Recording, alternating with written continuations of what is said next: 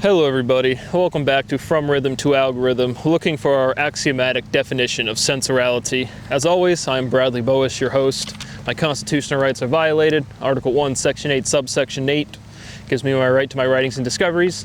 That is everything that is documented on my YouTube channel, which is the unification of physics, which is the theory of everything, as colloquially identified.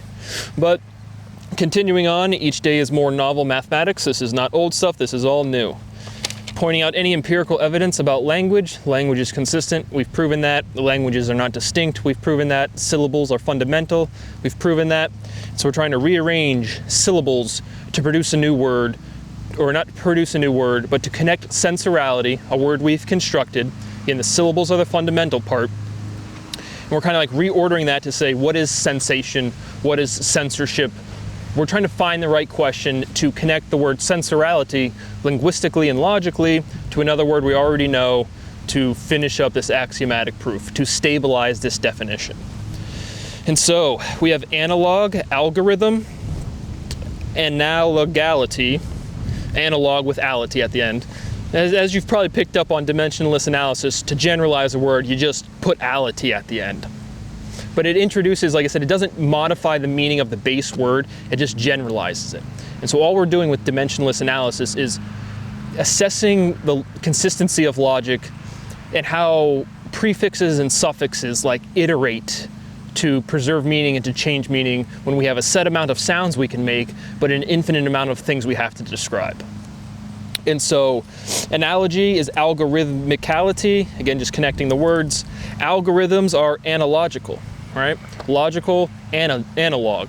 It's built on logic. An analog or an analogy is built on logic. Distinctly different from metaphor.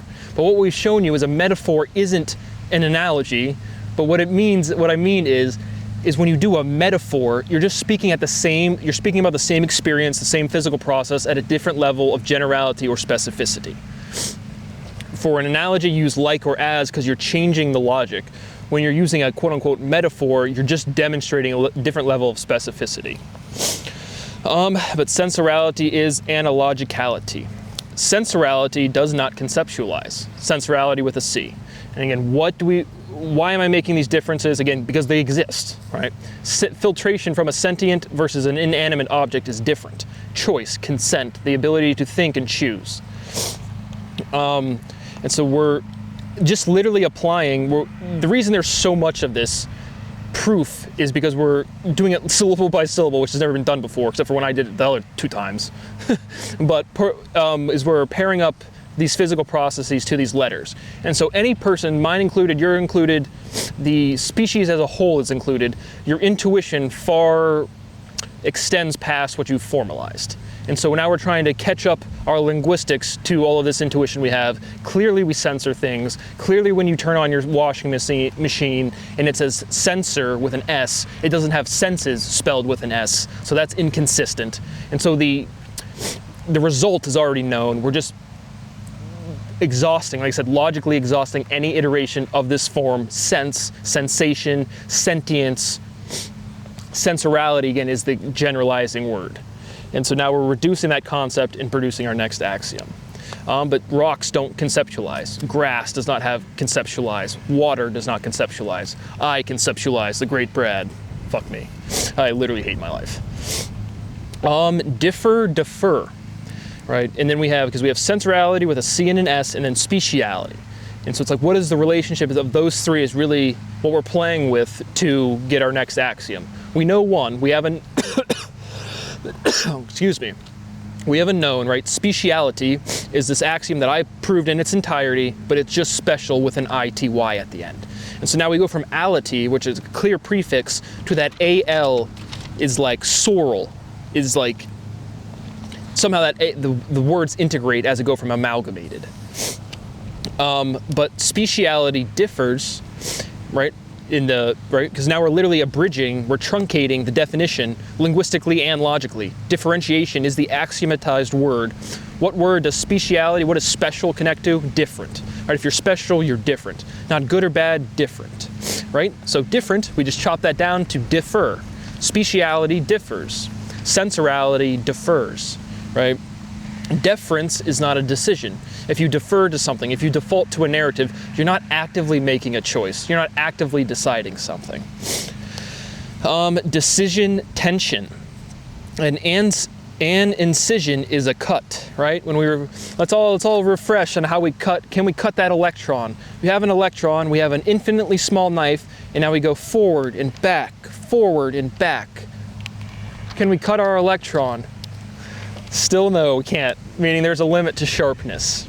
And again, as demonstrated by, diamond being the only surface you can't scratch. But I really wanted to emphasize that we need to return to that physical intuition of forward and backward for cutting our electron.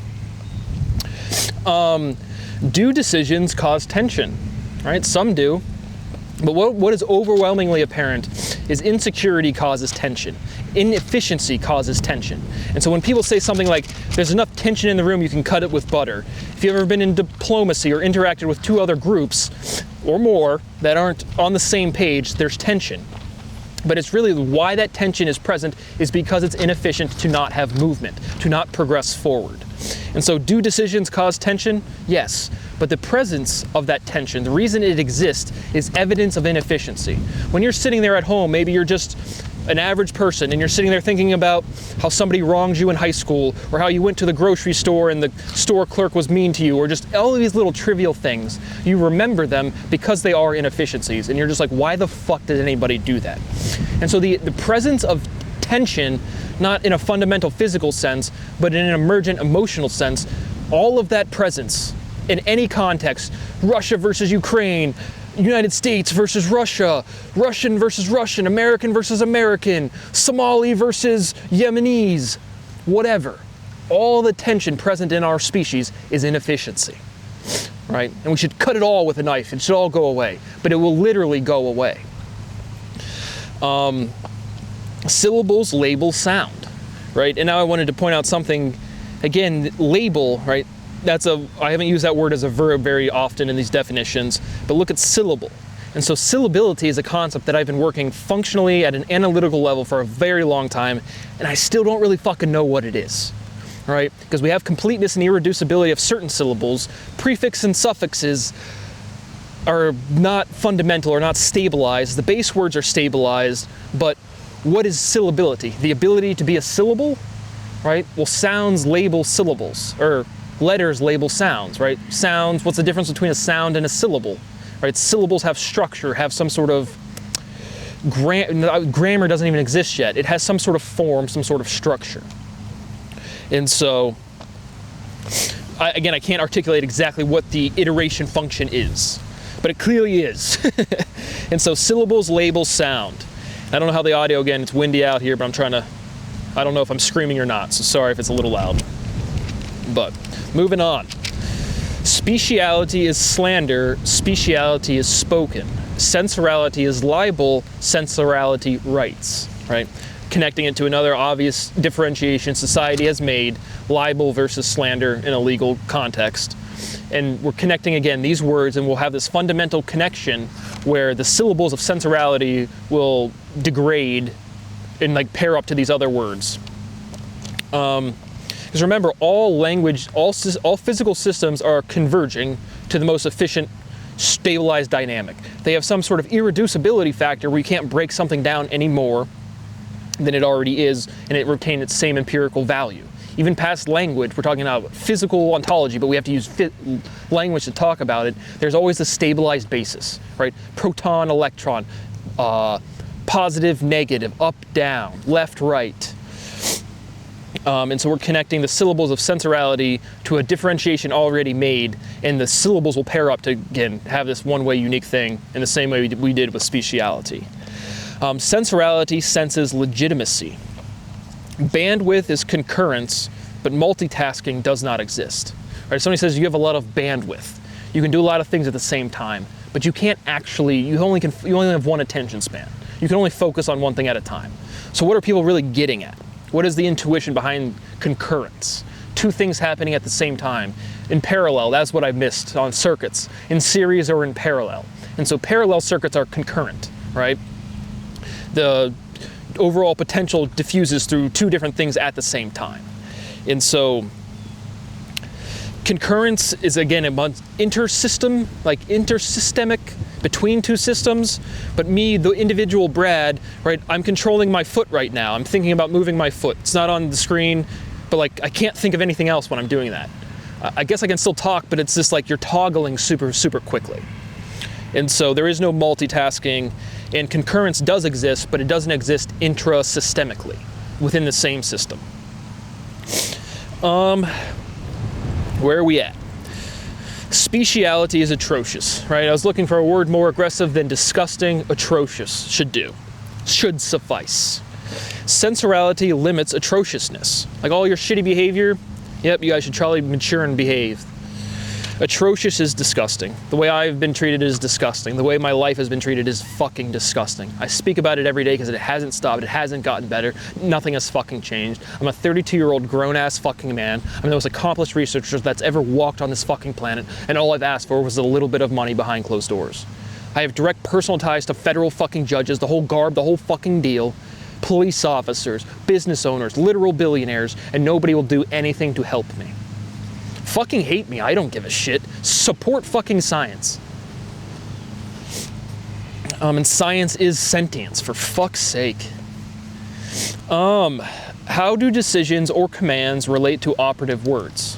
Right, if I'm an authority, I'm telling you legalize cannabis because it's proven, or I'm saying enforce the law because it's written, and you guys don't do anything.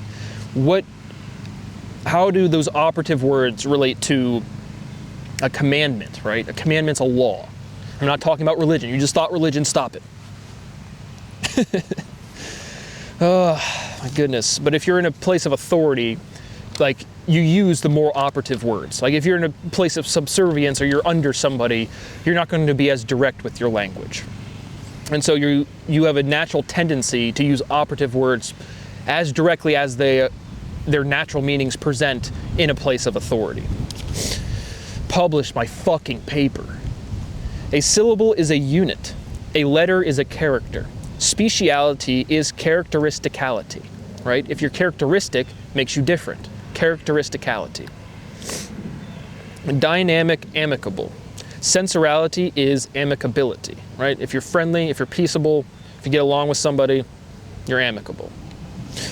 Sensorality is friendly, speciality is fiendly, right? Friend versus fiend. Different in syntax, the actual letter R, as well as the actual logic, what a friend or a fiend is, right? A fiend is a foe. And you'll say a friend or a foe, a friend or a fiend. And so then again, we have this dynamic of three occurring.